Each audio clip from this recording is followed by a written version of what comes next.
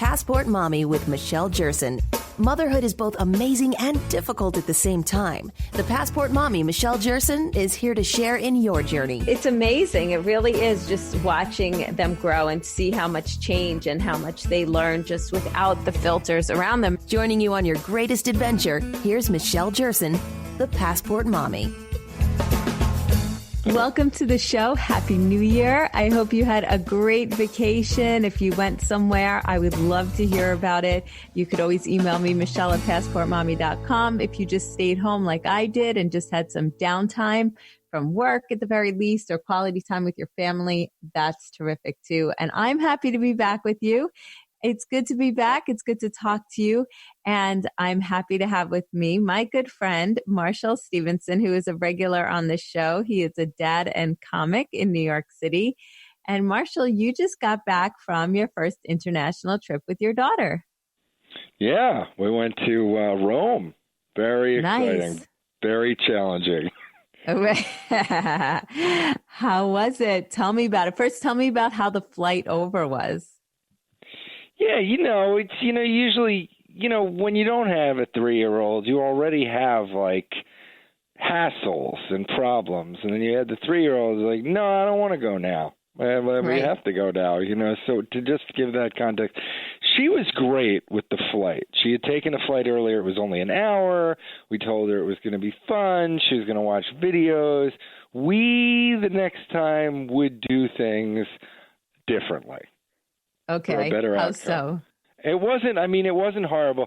She does not want, now this is our kid, not your kid. She does not want to pee in her diaper on the plane. Oh, she no. wants to hold it the whole time. Oh, goodness. So How long was the flight? Problem. 8.5 hours. Okay. So she's wiggling around, and that was a problem until she just finally did it. And I don't know what my wife did. Got some warm water or something, like in the seats, and then she went and she was delightful again. Now, we told her that she could watch as many videos as she wanted. Wow.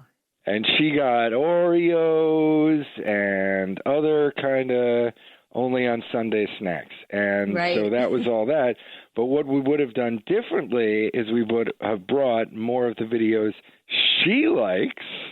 It's like, honey, don't you want to watch Dog Day Afternoon with us on the back of the... No. Oh, no. So they didn't have kid options. Well, no, they did. I'm kidding. But the kid options were not her favorite. Like, if we had just, I think if we had just, set aside the whole pee thing, we got to deal with that. But if we had just said, okay, here's YouTube, no restrictions. Right. I mean, within reason, if she was dialing up some...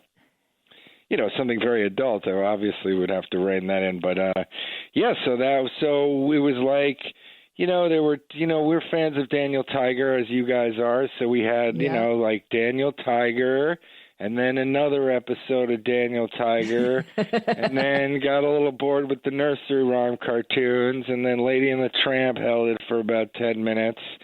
And then my wife was watching a Brad Pitt astronaut movie, which I should know about. Okay. And then she was kind of watching that. And then we had the Amazon Fire thing, which I don't like, so I'm not promoting it. But it had like some books, so we read that. Okay. And then it was an overnight flight, so we have to sleep. And we got very frustrated that we weren't sleeping, and she wasn't really sleeping. But then I realized, like, it's okay if you don't sleep on an overnight with a 6-hour time difference. You just stay up, and that's how you. So, like, if you fall asleep, fine. If you don't like go, oh my God. Right, because at least you're going to bed 6 hours earlier. Right. That's right. So, it's hard. So I think the next time we're going to only have a 6-hour time difference. We're only going to do 3 of them. Okay. Meaning we're going to run our lives as if it's only 3 hours difference. So if you normally get up at 7, we're getting up at 10. Right. Got it.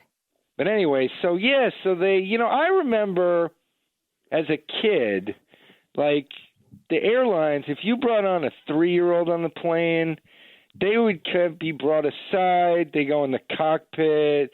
They get like a care package and toys. They meet the pilot. I think they're like worried about terrorism to let the 3-year-old go in the cockpit. So I guess but wasn't it like more special? Like when you were younger? No, I guess videos. Now we give them videos. Before they had to meet the pilot. Now it's videos, Right, Before I guess, you watch a video on the, you'd watch a video on the plane, and it would be like you'd be watching the video, and then the luggage, and then the lunch trays would like get in the way of the. Right. It wasn't like everybody had their own video. Right. Exactly. Yeah, there was one video for the entire plane. You were lucky if you could see the screen where you were sitting. I definitely remember that. But, it's funny. My daughter also, same thing on our flight. She didn't get invited into the cockpit during the flight, but afterwards, I think we were on Delta. They were really nice. They said, hey, come on in. And they gave her wings, the wing pin, and they let her sit in the cockpit and we took a picture. It was really cute. Oh. I don't know. I think you pull that stuff off better than I do. Oh, I don't know. I think all of a sudden, like, what is Michelle doing in the Pope Mobile? What is Michelle doing at this? Like, what does Michelle do? How does Michelle know the Queen? Like, this is, this happens with you, doesn't it? I don't know. I think I just said to them, hey, it's her first flight, and they saw us, I think, during the flight. I forget if that was one that we were having difficulties or if that was more of a smooth sailing flight. But I think they just said, hey, come on in. Let's give you your wings. This is your first flight. Yeah, see, cry your eyes out, and I'll let you in the pilot. With the pilot. But so no, she was fine. It was just, we would have had better videos. She got a little bored. She would have been fine. We got to finish potty training or deal with that. And then it was fine. It was great. Good. A lot of Oreos. How did she do on the way home with the potty? No, she can't do the potty. I know she didn't do the potty. I meant like in her diaper. Did she actually go on the way home? No, she holds it. Well, she did, but involuntarily. So we get this horrible moment where she's crying and holding it she's making a last-ditch effort. So I know that we have to, we're making an appointment for this because she doesn't want to go anywhere but her own home. Right. Who could blame her for only wanting to go in her home?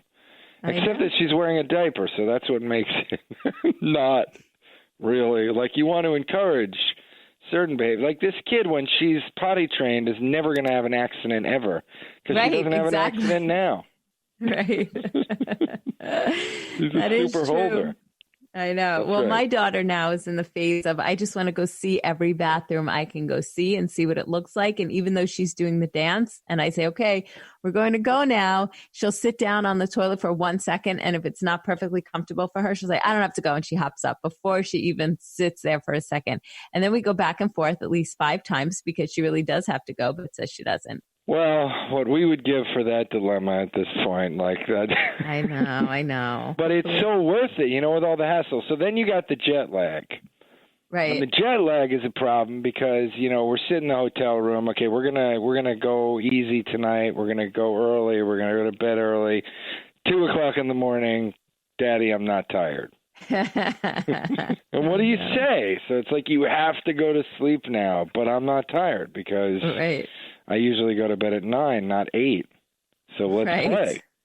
And so even though it's 2 a.m, so that was a problem. And then she didn't we didn't bring the stroller, so I had to carry her around all the ruins in Rome. Oh, goodness. And we also had to spend about $300 to get a car because we were actually there for a wedding just so we could have a car seat because there was no public transit out to where we were having the wedding.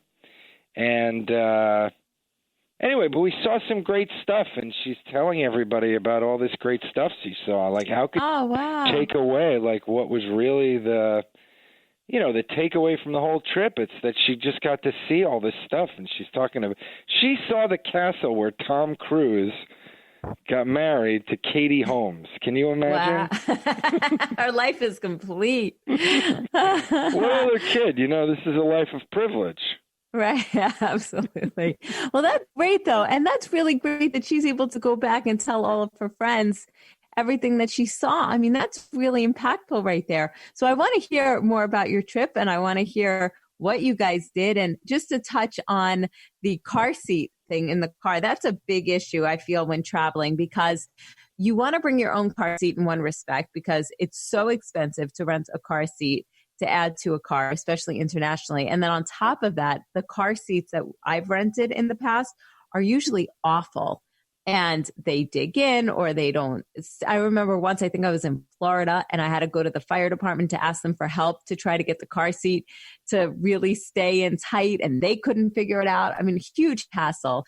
But that's why I think there are some places and businesses where you can actually rent stuff that you need, whether it's a stroller or a car seat, from an actual mom's company, which maybe is better than these rental car companies. Yeah, they're definitely not interested in helping with the car seat. They're so worried about liability of the car seat. Like, we don't put it in. They're just like, there's the car seat over here, over there in the corner. Here's a pair of rubber gloves. Like, you are responsible.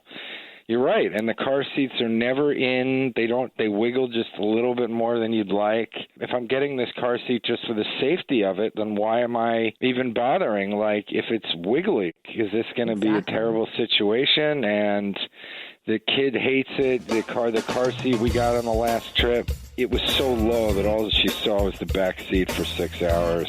Marshall Stevenson, he is a dad and comic in New York City. My good friend. We have daughters the same age, so I love chatting with him about all types of topics and everything that we're going through together. You're listening to Passport Mommy. I'm Michelle Jerson.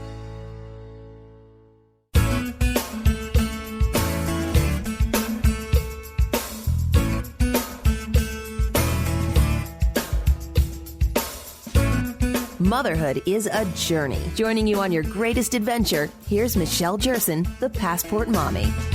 And I have with me Marshall Stevenson, good friend, comic, dad, and Marshall just got back from a trip to Rome. I'm so jealous. But a trip it's not a vacation anymore once you have kids. It is a trip, and it is a lot of work.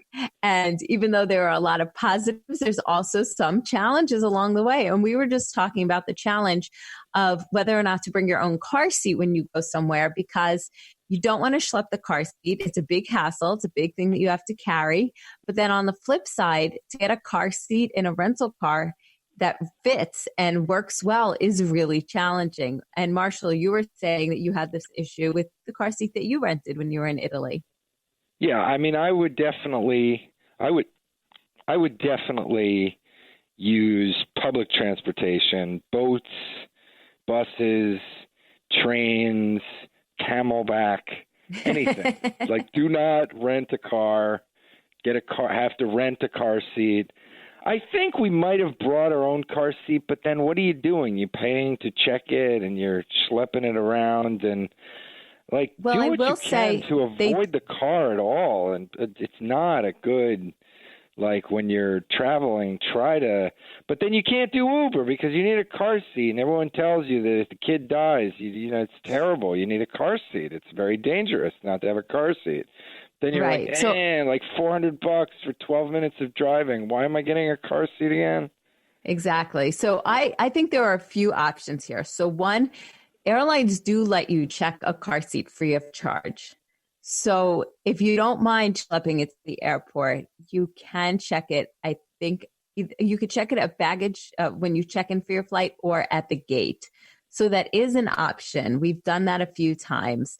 I will tell you that one time we wanted to bring it on the plane because our daughter was very young, and they say that you can bring the car seats on the plane if you pay for a seat next to you in which to put the car seat. So we hadn't paid for a seat for our daughter. She was going to sit on our lap, but we had asked the agent before we got on the plane if there were any extra seats. And there was. And he put us in a row with 3 seats. And he said, yes, you can bring your car seat on. No sooner did we get on the plane with our car seat that my husband was getting into an argument with the flight attendants because they're saying, no car seat, you don't have an assigned seat. They pretty much pulled him off the plane. And I'm sitting in the back waiting with my daughter saying, what's going on here? And then I find out what's happening. And did they let him back on the plane? They finally let him and the car seat back on the plane, but not after a lot of arguing. And after that, I said, probably no car seat on the plane again. Well, wait a minute. I mean, a couple things. First of all, it's awful when a company promises you one thing at one point and then takes it away the other point. Exactly. That's the worst. It's like shame on them for not just, excuse me, sir, let me check if that was promised to you. We'll honor it. Like that moment should have happened. Shame on them. But now you have to buy a seat for her now. So now you have that seat. So if you're not just, so really that doesn't really make sense as a reference point. You got to look at it like, you could put the car seat on the plane seat so they can like sit in their car seat. Do they sit backwards? Yes. So one thing that I realized finally when we had the whole car seat and we were able to bring it on, that the car seat we had at the time, I forget if it was, I'm thinking it was not the newborn one. It was probably the next stage one. And it was too big. So after all of that, after trying to put it on, we got it on the seat, but it did not sit the way we wanted it to. But I remember when we brought her newborn car seat on, there was enough space. And yes, I faced it backwards into the seat. And it was good because this way I was able to take her off of my lap. And she was too small, I think, to sit by herself in a seat. So at that time, it was really worth it. But now they make these harnesses that you can buy. It's specifically made and it's approved. This is another thing. Like, yeah, that's the first thing you see when they advertise these things. It's approved by is this necessary or not? This is an expense. Do you need to get this special harness, or are they finding a seatbelt? I mean, what are you protecting yourself against on an airplane seatbelt, like from bumping around, right?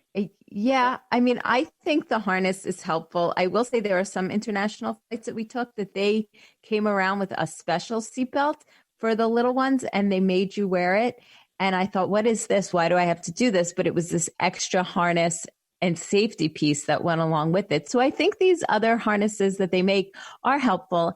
And there's also a harness you were talking about for the car where you could, and I just had them on my show recently. I'll have to look back at the name of it, but it's something that you can bring along in the car that kind of acts like a car seat, but is a harness. So that might be a solution.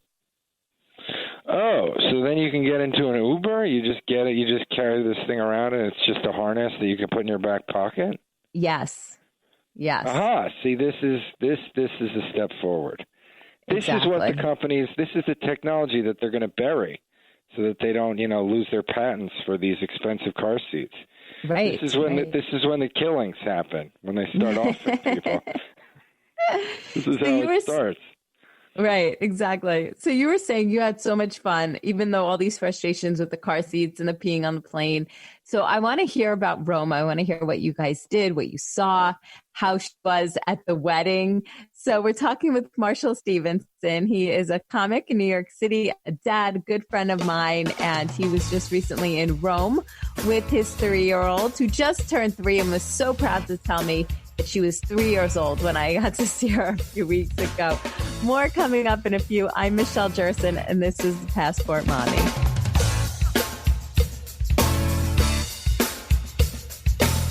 Passport Mommy with Michelle Jerson.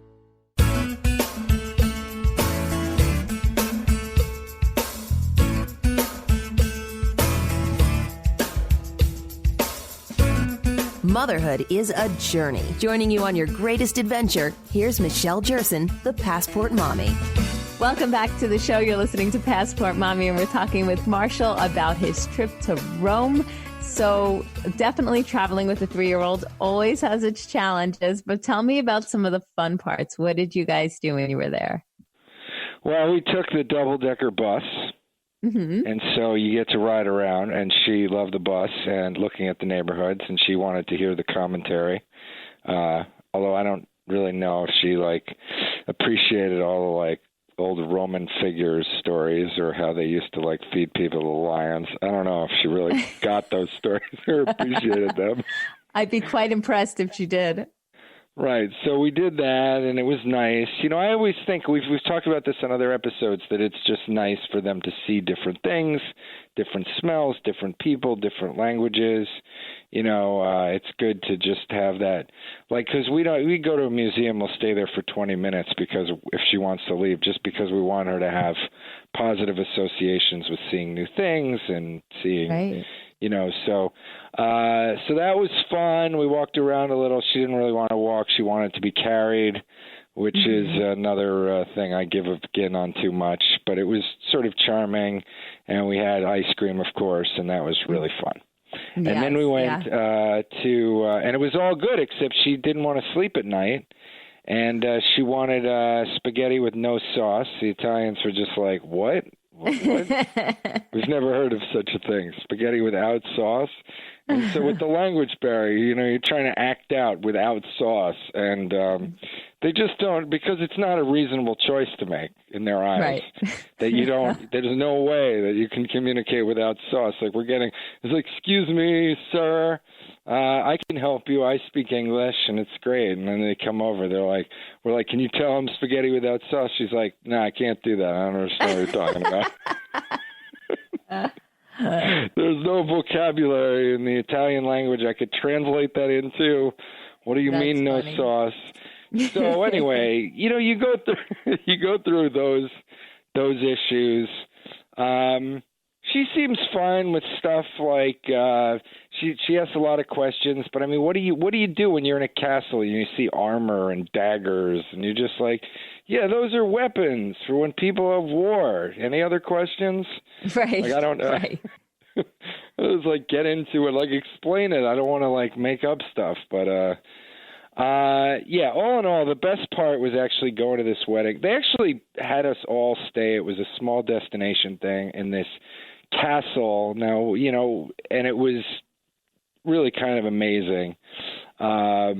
And they had a fireplace. I mean, it was a modest place, but it was like spectacular in its own way. And we saw stars and got married on.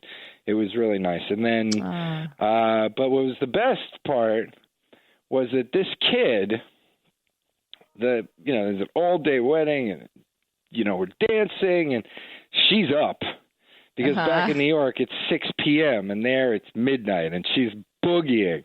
And like if somebody goes off the dance floor, the kid is going up to him going, will you dance with me? And like, oh, that's so funny. She's pulling people onto the dance floor, and that was hilarious because when like what kind of afternoon dancing are you going to do that's really like, so right. Well past her bedtime. I mean, obscenely, but not really. And that was really fun. That was awesome. Like, it was fun. I mean, she was dancing. It was like, everybody was fine, so you could let her out of your sight a little bit, because it was in a closed area, and everybody was, and I mean, she's only like a half a foot tall, so you got to be careful, like when you're on a crowded dance floor. But it was a lot of fun. Right. That's awesome. Oh my gosh! And how long were you there altogether? Like 6 days. Perfect. What a nice getaway. Very, very nice. And I'd highly, it's like, we say nice, like we're saying different things. Like it's a trip. It's not a vacation.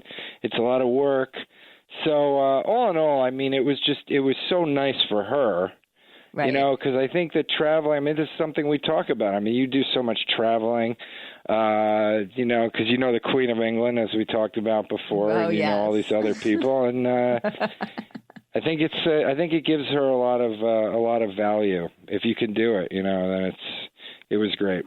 Yeah, I agree. And my philosophy is that, look, things are not easy at home either. So I may as well be doing the same challenging things, maybe add a few more to the list and be somewhere else and see new things. That's right. You know what? Like, in a lot of ways, having a tea party for 2.5 hours is like the hardest thing you could possibly do. Like getting on a plane, time change, different foods, like jet lag, all these other things, like pale in comparison to having the concentration have to play with it for 2 hours, drinking fake tea, which is the hardest thing to do. You're essentially, when you have a young child, just passing the time at all times. That's just passing the time. So what should we do best to pass the time? Like, I've enjoyed things I never thought I'd enjoy before. It's like, let's go to the mall. Let's hang out at Target for a while. I love this now. I used to, what would I waste my time going to Target? Now I'm like, let's go to Target and wander the aisles and look at things. And there's something to talk about different than like, would you like another cup of tea, Daddy? No.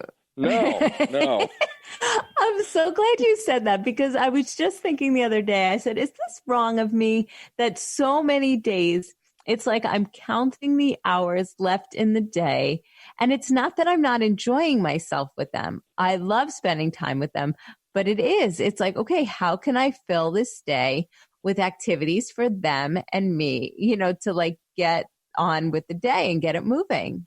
We just landed on what is the critical thing you have to know, taking care of a toddler. It's just, life is passing the time. It's just passing the time in a way that will be good for everybody, healthy, nourishing, bearable for you. Right. Things are great because you see the kid enjoying it, and that's where you get your enjoyment. Yeah. This is a terribly unhealthy approach, by the way, but that's what it is, right? So it's, that's what it is. Yeah. That's all it is. That's all anybody needs to know. Just when they're 6 months old, all you got to do is calm the baby. Right. For the next 3 years after that, all you have to do is pass the time. Mm-hmm. I know. And it's like, it's an interesting way of putting it, because I also say to myself, okay, if I'm just passing the time, it's not that I want time to go by fast. Like I feel conflicted, because part of me, like when my son was born, I said, I just want to get past these like few newborn months that are really hard. And I just want to I know it's going to get easier and just and it's like, I don't want to rush the time. And I feel guilty for wanting to rush the time, because then I know it's going to be here. She's going to be in college. He's going to be in college before I know it. So it's this conflict of, I want it to take a while and I don't. You want to be able to reminisce about this time as good times, not just times where you're like, oh my God, it's 5 o'clock. I thought it was 6 o'clock. Right. Right. Because that's what the time usually is. Yeah, exactly. Well, talking about passing the time and being amused, I know we talked about this, I think, a while ago, when your daughter misplaced her owl stuffed animal. And my daughter has had a doll. She calls it Baby Dadu. And she's had this Baby Dadu since, I think, it's only been about a year, since last Thanksgiving. I got it for her on Black Friday. But she loves this doll. I mean, he is a huge part of her life. She took it on every trip we went on together. He's gone swimming with her. He's experienced everything that she's experienced because she wants to show him everything. And when her brother was born, I think it really prepped her for that. And then recently we were in Target. She had Baby Dadu in the shopping cart, and we passed the aisle with it's called a Perfectly Cute doll. It's these inexpensive dolls, but she loves it. And she saw one that looked like Baby Dadu. And I said, I was like, would you like to get Baby Dadu a brother? And so we brought home another one with blonde hair. Baby Dadu has brown hair. And I think they were together for maybe 3 or 4 days. And now Baby Dadu has gone missing. And I have literally called every single place I could remember that we've been to in the last 2 weeks. I have looked up and down in this house, and I think Baby Dadu is lost. And it's devastating because she will pick up her play phone and say, Baby Dadu, where are you? Where are you? I miss you, Baby Dadu. And it breaks my heart. Well, maybe you can start introducing the concept of death to her. Come on.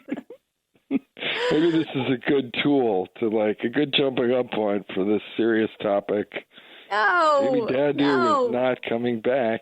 I am so upset. I don't know who's more upset, her or me. I mean, it breaks my heart every day when she asks for him, but I'm devastated because this was like the doll I wanted to put in her memory box. Like, this guy's been everywhere.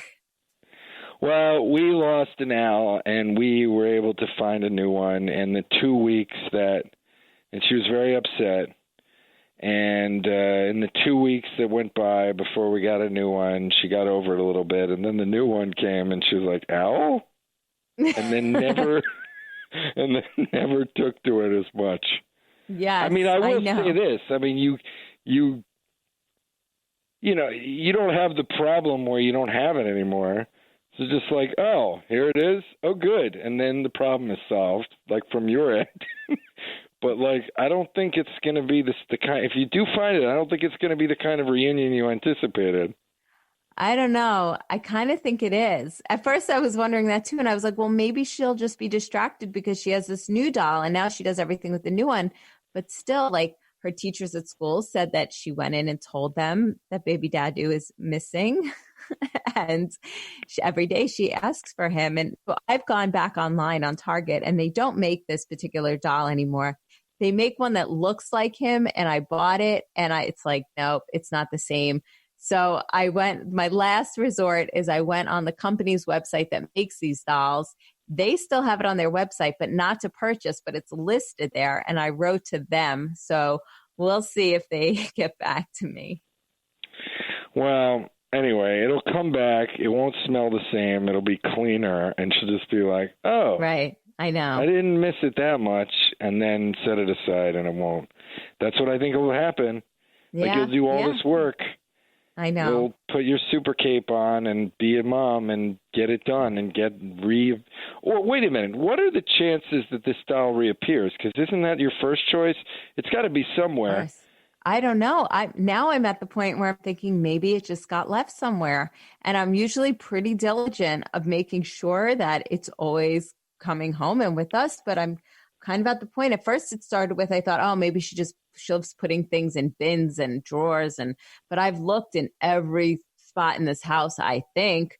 And I really think that it is my last resort is maybe it's in our apartment in the city, which we went to a couple of weeks ago. But I don't think so, because I looked at pictures and I don't see him in any of the pictures. So you're just, maximizing the pictures. So you're looking in every corner of these pictures. Oh my God, I have been. I literally have been. I've gone back over the last 3 weeks and I've enlarged pictures. I was like, wait, is that him in the corner? It's like using Google Maps to find your lost keys. Like, did I leave them on that stoop? Let me look on Google Maps to see if they're. I don't know if that's such a good way. How could your apartment have every corner of it under surveillance anyway? No, it can't. You saw pictures of the entire place?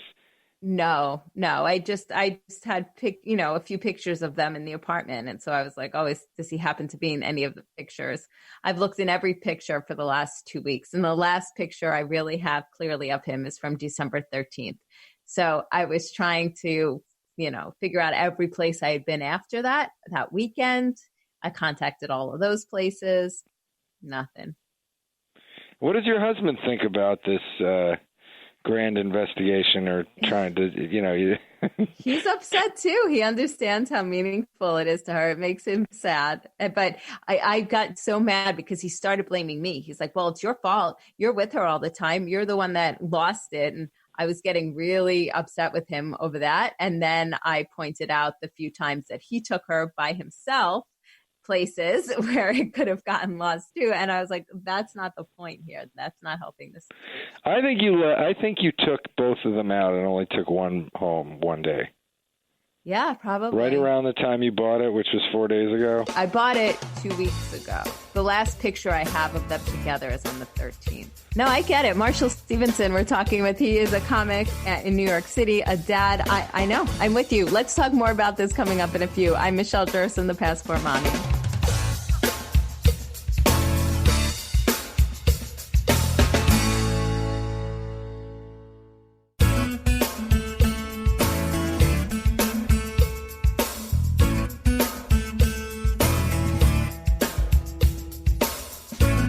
Motherhood is a journey. Joining you on your greatest adventure, here's Michelle Jerson, the Passport Mommy.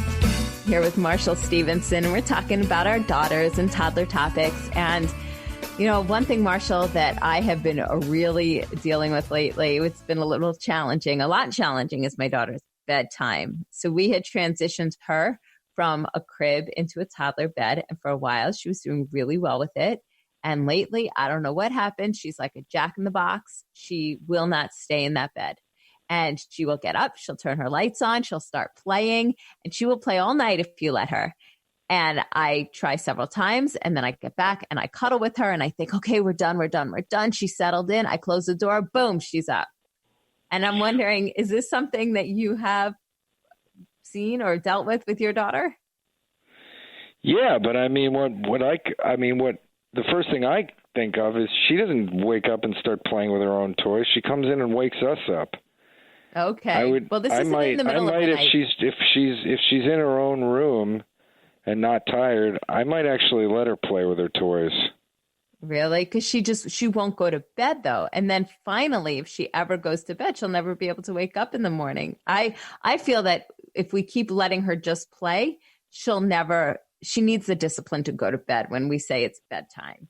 Well, wait a minute. Now, I don't know. Maybe that's so, but if she's willing to stay in her room and play on her own and not bother you, then if you have a routine during the day where she has to get up at 7 to go to a program or go to daycare or whatever it is she's doing, she will stop staying up all night. Because she'll crash, yeah. Yeah, possibly. It was like, didn't you say that she's still sleeping a lot during the day? Yes and no. Some days she won't nap at all, and some days she'll nap for 2 to 3 hours. It varies. The days I really need her to nap, she doesn't nap. Oh, right. Yes, that I understand. Yes. So it's because, it's the shaking her and going, nap, God.